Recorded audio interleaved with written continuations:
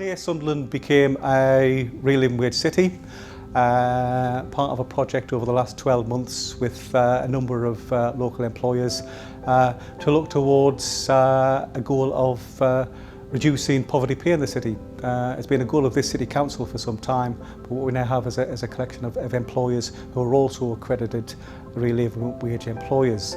We've put an action plan together over the next 3 years to triple the number of employers who are prepared to pay the real living wage. Not just to their staff, but for example agency staff, which often get overlooked. I think that's the key part of that accreditation.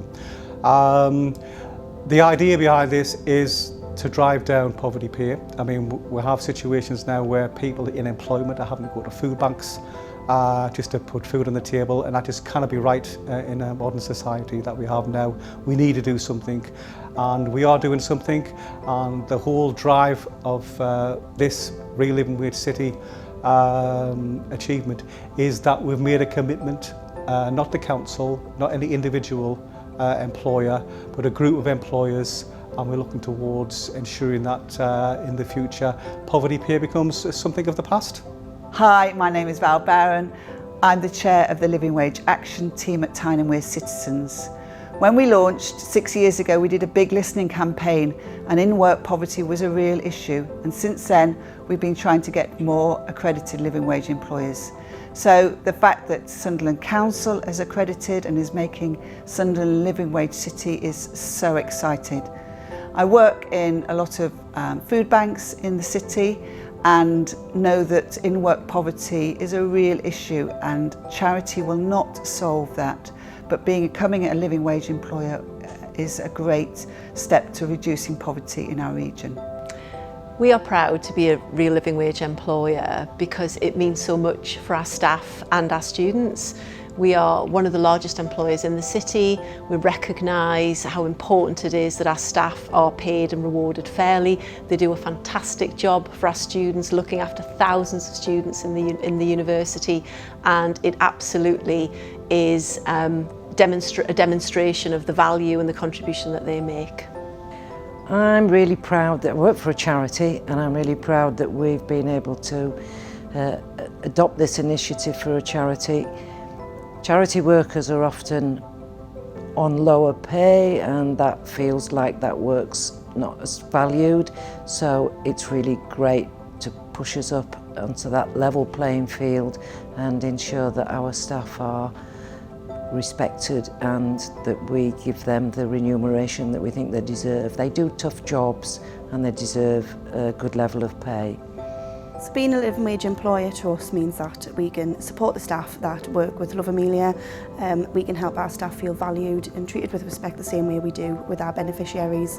So we've been a living wage employer since we first started employing staff, and as a charity that works with people who are living in poverty or do not have the means to kind of support their children and their families, we want to make sure that our staff are paid a wage where they can have a good quality of life and support their own families and live as they should be within their means.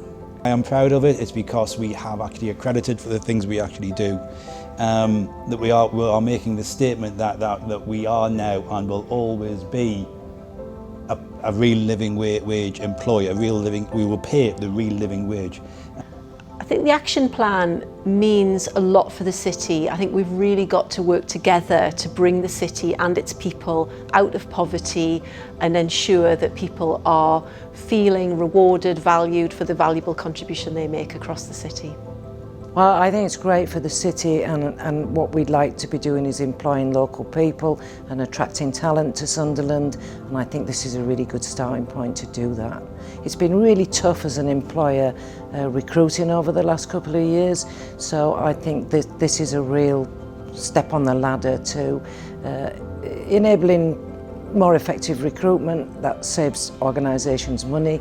Cost recruitment costs time and money, so I suppose that's one of my big hopes for this initiative, and that Sunderland really sort of leads the way. Sunderland is a great place to live and work, and I hope that this action plan will entice more people to kind of come into the city, grow our economy, but show a commitment that they are going to be valued, that we do care as a city, Obviously the North East has now the biggest rates of childhood poverty, and hopefully by being a living wage city we can kind of combat that and kind of start reducing the levels of poverty that are across the city and the region.